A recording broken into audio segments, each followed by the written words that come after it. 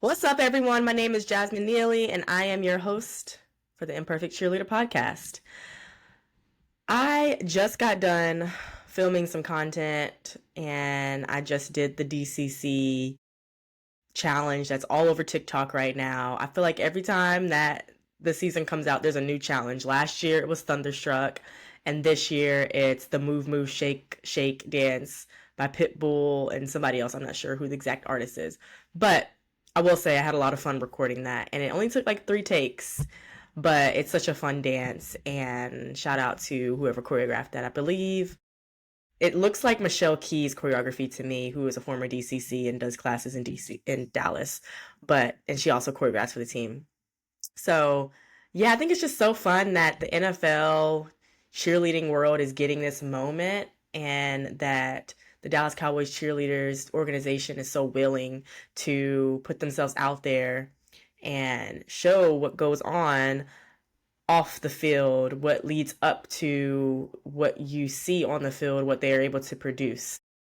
So I just think it's so cool that we're having this moment again, and I hope that they get renewed for a third season, because like right now they're probably filming, like they're in training camp. Well, actually, I think they just announced the team, because I've been seeing on social media some of the rookies that are getting their uniforms and getting excited, and I'm learning who the new rookies are. So they just finished filming, perhaps is what I'm guessing, and they have a new team, and like right now they're going through it, and they'll be going through the season.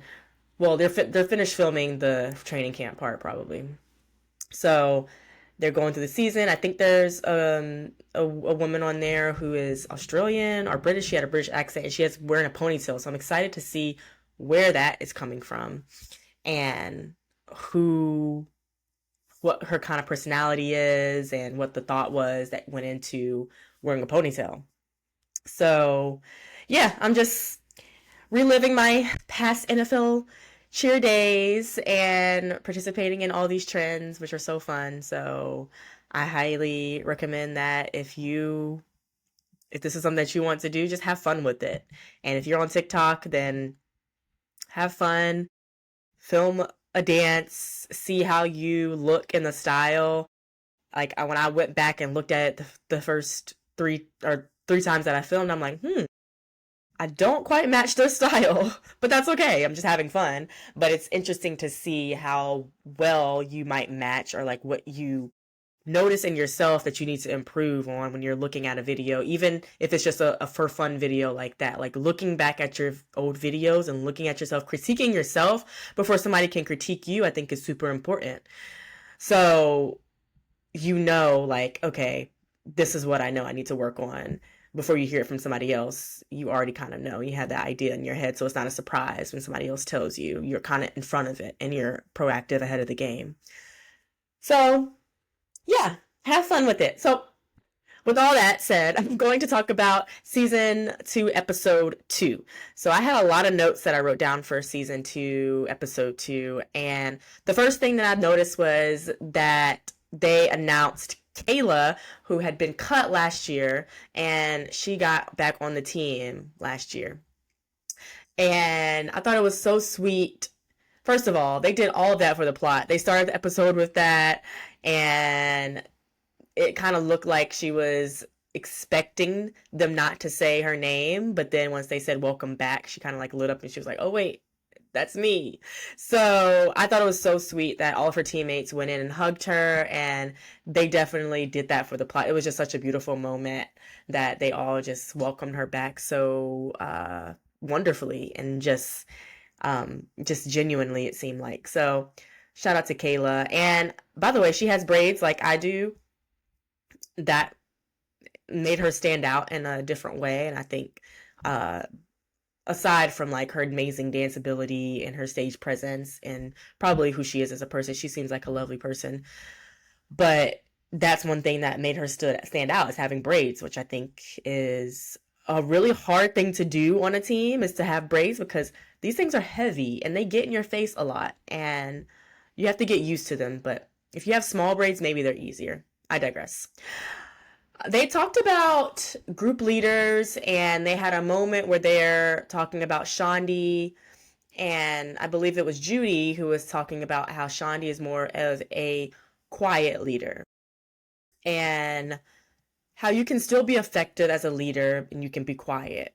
For example, like I talked about in my previous episode, I started out as one of those quiet leaders. There were moments where I had to find my voice and know when the right times were to speak up, which I think I did a good job at. But I think really embracing who you are as a leader, if you are one, because not everybody is wants to be a leader or is born to be a leader, and that's okay.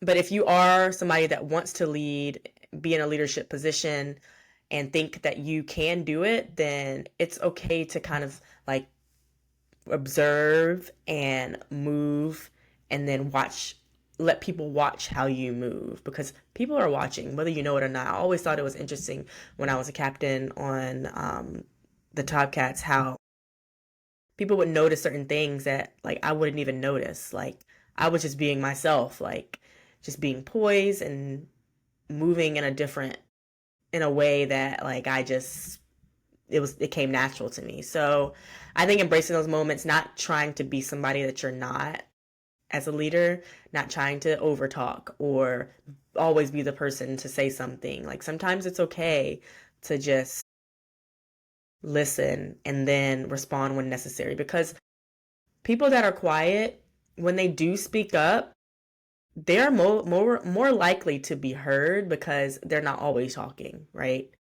Like sometimes the most powerful voice in the room is the one that's not speaking. So just keep that in mind. And they also talked about Jada being their hesitancy about her being a group leader because she's quote unquote chatty, and that maybe she talks too much. And she told us the first episode, she said,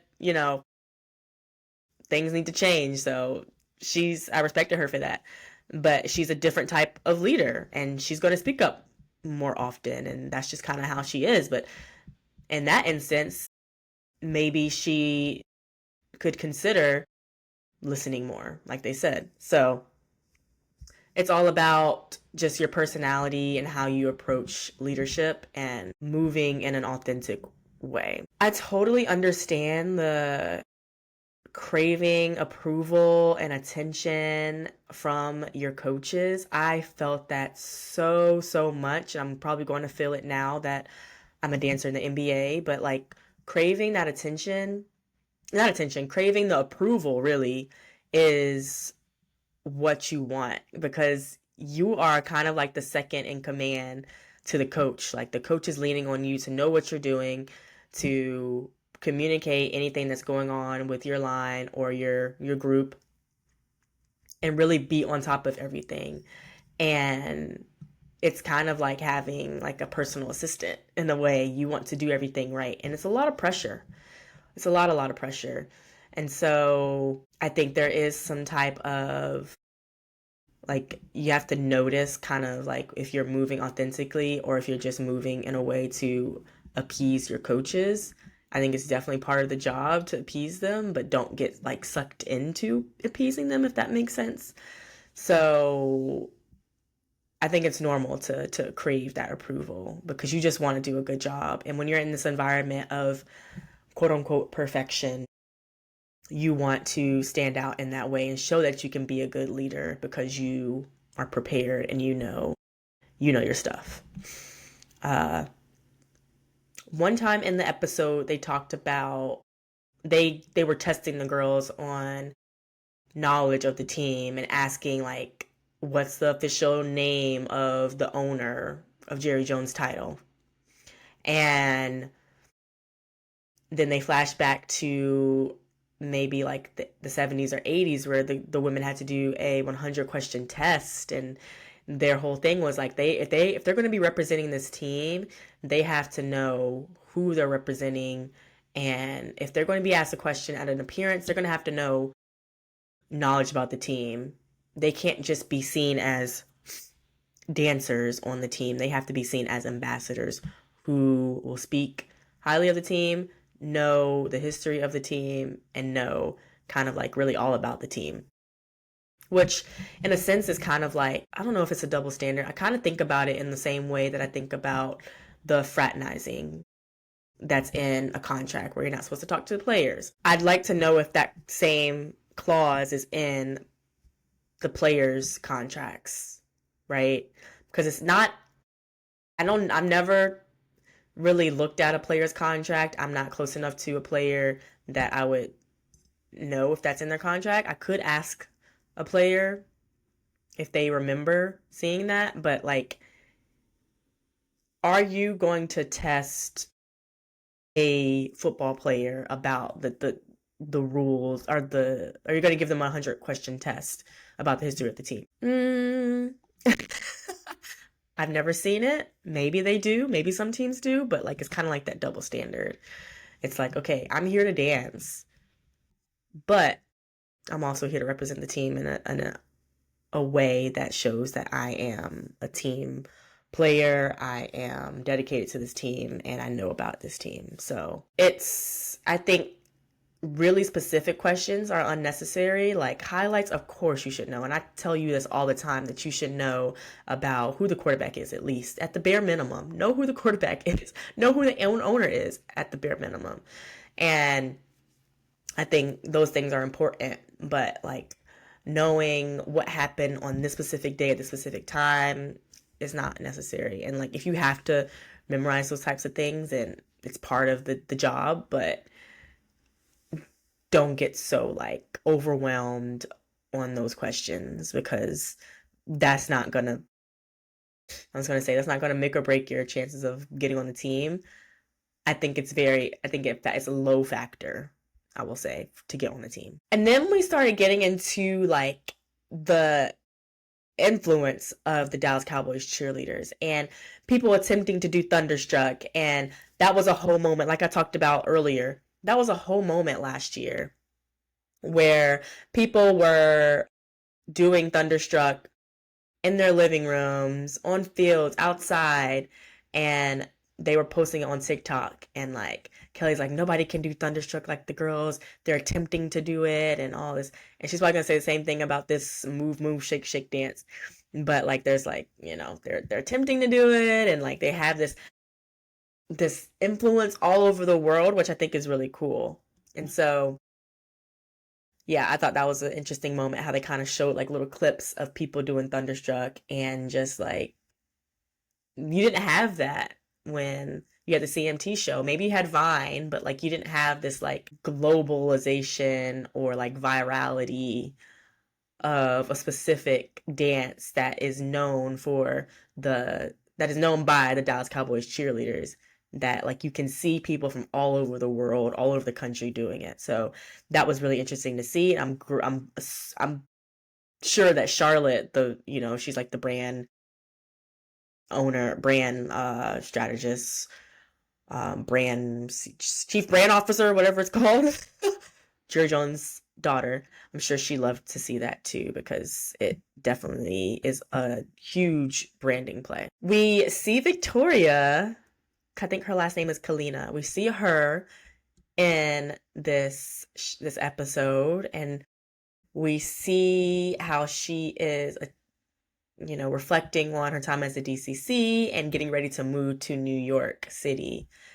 And it's so interesting to see, and I'm glad that the producers included her in this season, because she was a huge part of season 1, and she was super raw and real about her experience there and her specific experience on the team that I think a lot of women on teams can relate to. So I'm happy to see that she's still pursuing her dance dreams, but like just in a different way. I think it's amazing that she's, moving to New York, and maybe will be a Rockette one day and still training and teaching and things like that. I do find it interesting that her and her mom are like just so close. They're like hip to hip. They're like sisters.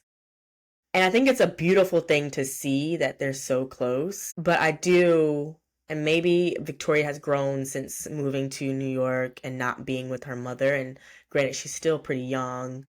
I mean, she's not that young. She's probably in her mid-20s. But I do think it's interesting that they are so close. I think it's such a beautiful relationship. I wonder, I worry if like Victoria is, or if her mom is living, if Victoria's mom is living vicariously through Victoria. I think they just share the same passions. I don't get that sense. I just think that they're super close and they share the same passions.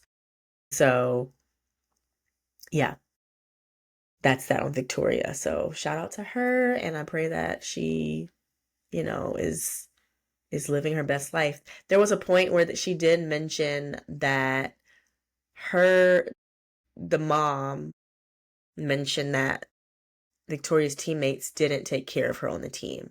And I would have liked to see more of like what she meant by that and why just why she said that.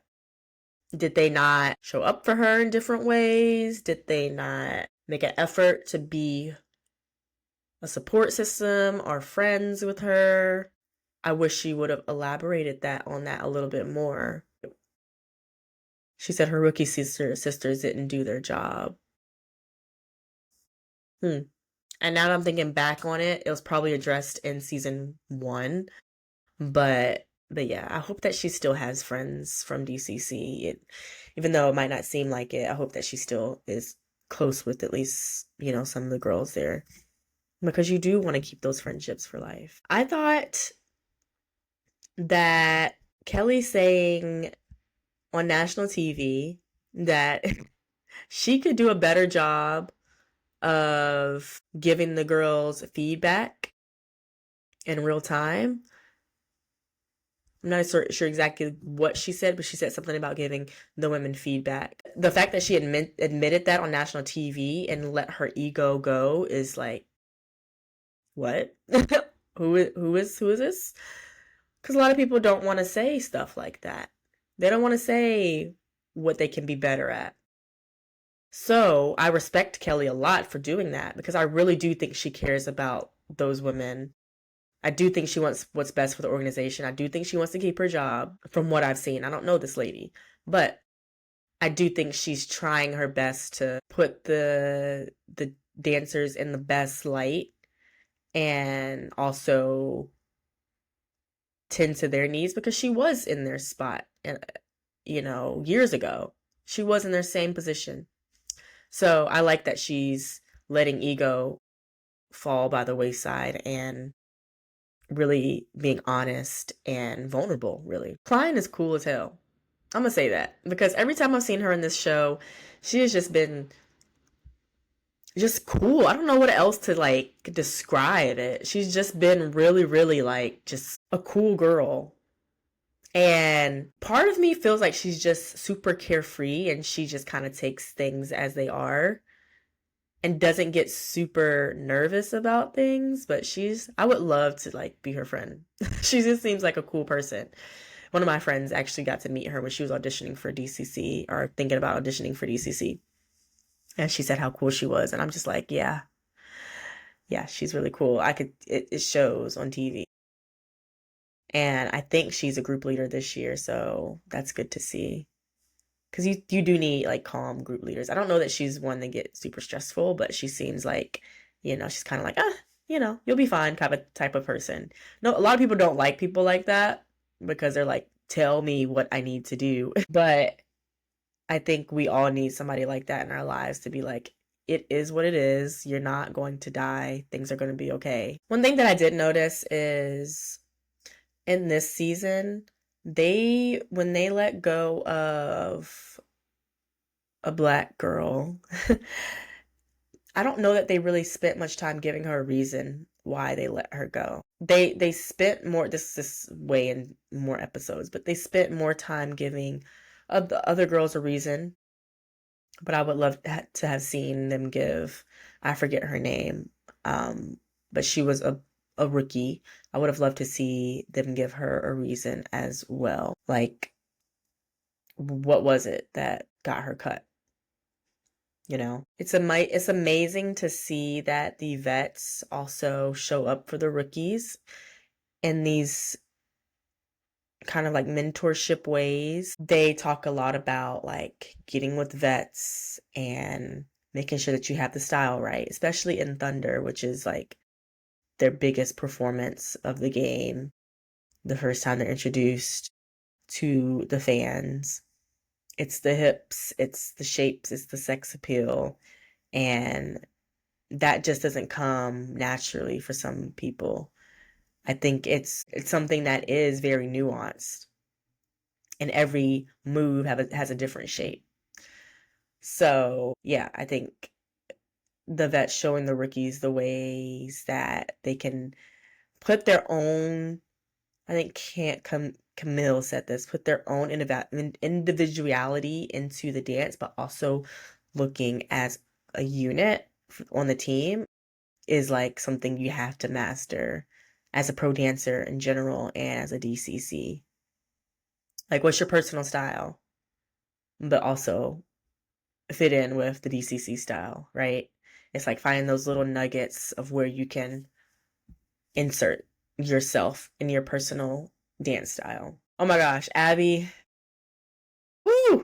One thing I don't know if I appreciate this, but I think Kelly and Judy will call girls out. They will call you out if you don't look right. They're gonna call you out in the middle of it. And I once had a coach that did that, and it kind of scares you a little bit because it's like, oh my gosh, they're looking at me. But it keeps you on your P's and Q's. I'm gonna say that. But yeah, Abby not knowing what she was doing, yeah, I've been there. And it has been embarrassing. And that happened to me at my last audition. I didn't know what I was doing, and I just learned the dance. I mean, granted, I just learned the dance, and she had maybe a day from when she learned it to when she was doing it again.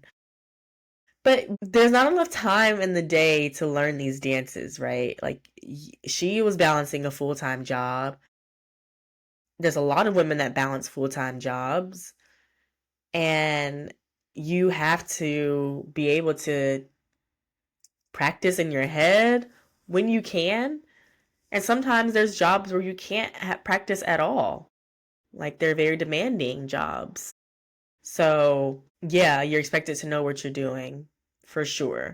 But it's so hard to kind of just like do that and only focus on that while also having a job and trying to make a living for yourself because you do this for fun, and it's not something that you can live off of. She was also talking about the differences between dancing in the NFL and a college dance team, and her being hard on herself because she had a great reputation at Ohio State and won like 6 national championships. And they only had to learn one dance throughout the whole season because that's what they perfected the whole season and then went to competitions with.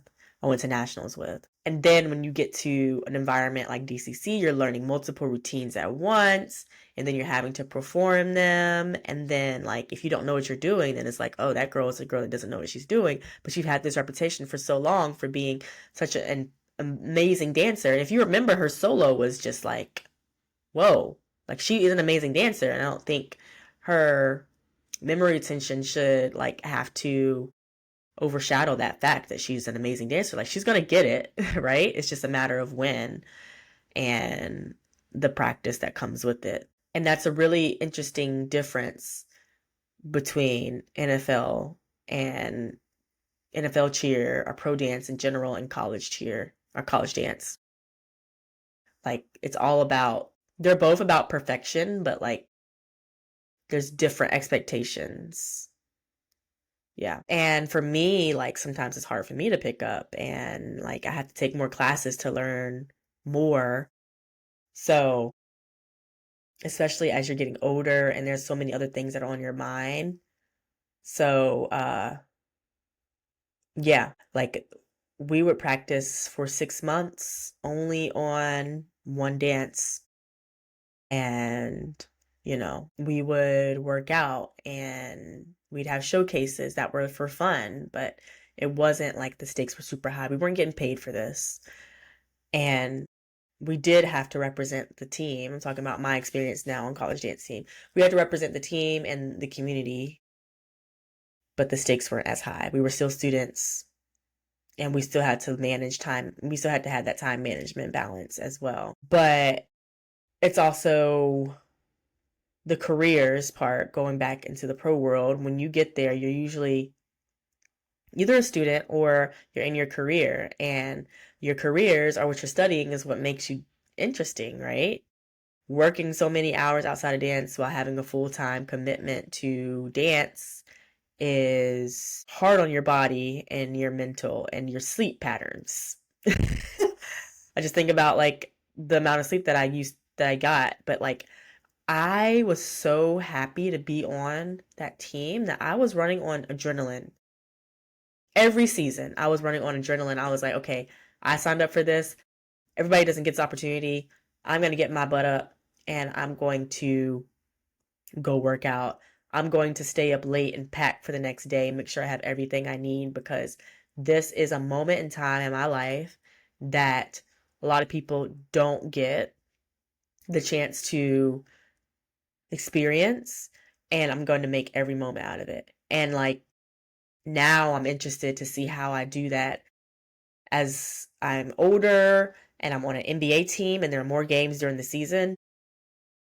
I'm interested to see what the differences are between my experience in the NFL and now my experience being in the NBA. Okay, so little tangent there, but let me get back to DCC. Shaundi having 4 jobs is crazy. I'm sorry, but 4 jobs? How did she do it? And she's a group leader? Girl, how did you do that? I would love to know. But like I said, you got to do what you got to do. Like, this is probably a moment in her life where she was like, I am going to work my hardest. I don't have any kids. I'm not married. This is my life. And I'm pouring myself into this life because it's a moment in time. You know that this moment in time is going to end. But yeah, that's wild. And I would love to see how her schedule looked, because I can't imagine.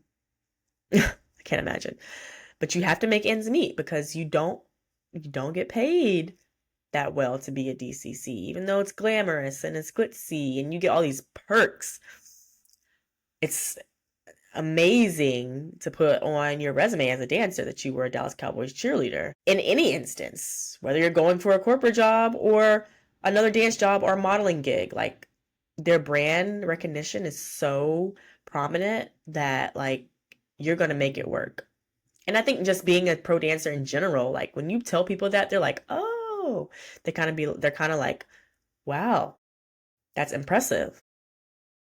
And I think that's with anything, like even LeBron James, who is one of the most one of the best basketball players there is, at least in this moment in time, he gets paid millions and millions of dollars, but he still like seems like he puts his all into his work. Now, it's easy to do that if you're getting paid millions of dollars. But on the other hand, when you're not getting paid millions of dollars, like you really do it because you love it. I'm going to get into why I think doing it because you love it is not enough later. But I think if you're going to take something away from this experience, you should put your whole heart into it and take away the memories and cherish the moments as much as possible, even though the paycheck doesn't come with it. And I think that's what women have been doing for so long. For example, one of those moments is that I really noticed and appreciated that they showed was the women who were staying in the hotel together, having the same hotel at the Omni, I think, and really debriefing after practices, are practicing together at times. And I think that's beautiful that they're able to build those friendships early on. Even though some of them got cut, you start there and you can't go through this process alone. You have to have somebody else or a group of women that are kind of helping you and guiding you, and you're learning from them and they're learning from you. They also tried on uniforms this episode, and one thing that just got me was like when Kelly said, "Oh, you have shoulders." And apparently somebody said that she didn't need to lift anymore, which Kelly told Abby that. I don't know if I said Abby. So Abby, she said that they used to lift all the time. They barely did cardio And lifting for dancers, believe it or not, is like the most important thing that you can do. And I think Kelly and Judy maybe live in this old mindset that you have to do cardio, you have to thin out. But to me, Abby looks incredible. She looks like a strong dancer, and she is that strong of a dancer because of the way that her physique is, how she lifts, and that she just lifts in general. That's what she does as a workout. So I'm curious to know if she took that advice. She stopped lifting. I hope that she still did, because lifting prevents injuries. It's the most important thing that you can do, important exercise that you can do as a dancer, in my opinion, while also getting the cardio you need, but not having cardio be the main and only thing that you do. So I think that didn't send a great message, but it is what it is. And hopefully this message gets out to you that you should still be lifting. You're not going to bulk up. You are a woman, and women don't have the same amount of testosterone that men do. So you're not going to get super bulky, because it just can't happen unless you're taking steroids. And I hope you're not doing that. So keep lifting, because it's going to make you look lean and it's going to make you look strong. And don't you want to look like that in your uniform? I do. I've totally been where Kelly has been, where she walked in and she was late to her fitting appointment, and she felt horrible, and she felt like this was the end of the world. And she talks about how much pressure it is to be perfect. And you think it's the end of it. Like, all this time you could have done the most perfect things, and then this one thing, you're late to an appointment or a call time or whatever it is, that could get you kicked off the team. I could just see in her face how she was trying to hold back, when she had her uniform on, after like they figured it out that she was late. They handled it well and she handled it well, but I could see like she was just trying to hold back, not breaking down or getting super emotional or just worked up in that moment. I've definitely been there. Not during audition, but when I was actually on the team. I thought I had more time than I needed to get to an appearance or a call time. And I left and got there late. And I don't know what I was thinking, but I definitely learned my lesson. This was during my rookie season. I got there, they were loading a bus, I think, to go to training camp, and that's what I was late for. It might have been my sophomore season, my second year. But I was late for that, and I felt devastated. I thought, oh my gosh, I'm going to get kicked off the team. This is it. They're going to hate me. They're going to hold this against me for the rest of the season. And it's just that feeling of just wanting to be perfect, wanting to have everything right. And the reality is you just have to accept that everything's not going to be right. Everything's not going to be right. So yeah, I totally get it. I get where Kelly's coming from. You don't want to be that person. So try hard to prepare. Know that you're not going to be perfect, but you can at least try. And I think she showed that she tried in that episode. There's one thing that stood out to me towards the end of the episode, and it was Ariel. She was talking about knowing your weaknesses and hoping that you know what your weaknesses are.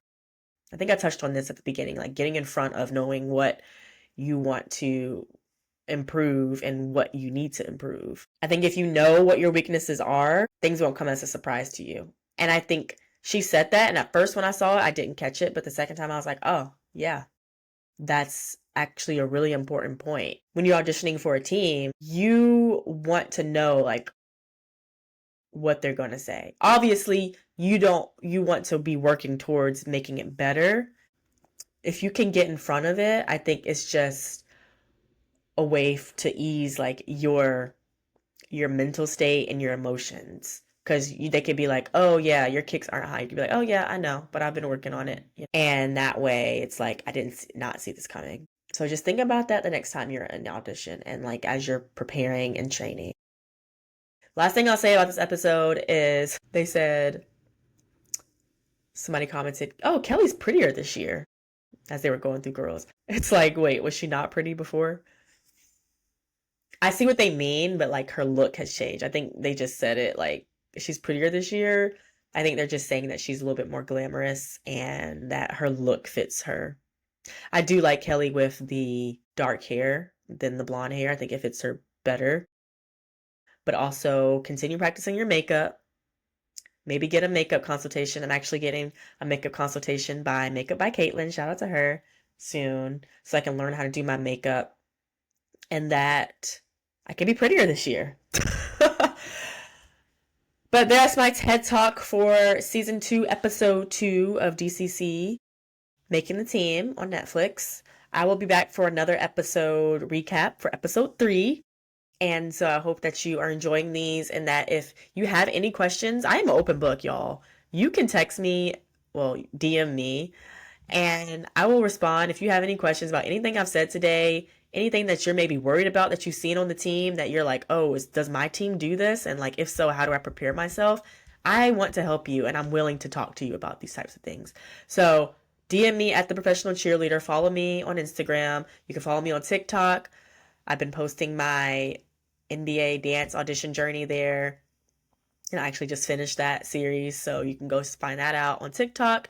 I am thepro.cheerleader on TikTok. So yeah, thank you for listening. And I'll see you next time on another episode of the Imperfect Cheerleader podcast. Bye.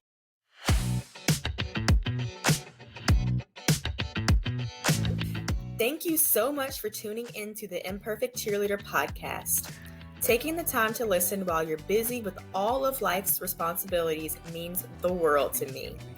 If you enjoyed this episode, here are a few ways you can support ICP. Number 1, hit the subscribe button so you always get newly released episodes and never miss them. Number 2, take a screenshot of the episode you listened to and tag at The Professional Cheerleader on Instagram. We love to repost your tags and shout you out in our stories. Number 3, write a review. This is the best way to show your support for the podcast and helps us bring on even better guests, interviews, and topics. I hope you have a wonderful day, morning, or night, wherever you may be, and are continuing to work towards your goals of becoming a professional cheerleader, dancer, or just someone who loves to move. I'll see you later on another episode of the Imperfect Cheerleader podcast. Toodles for now.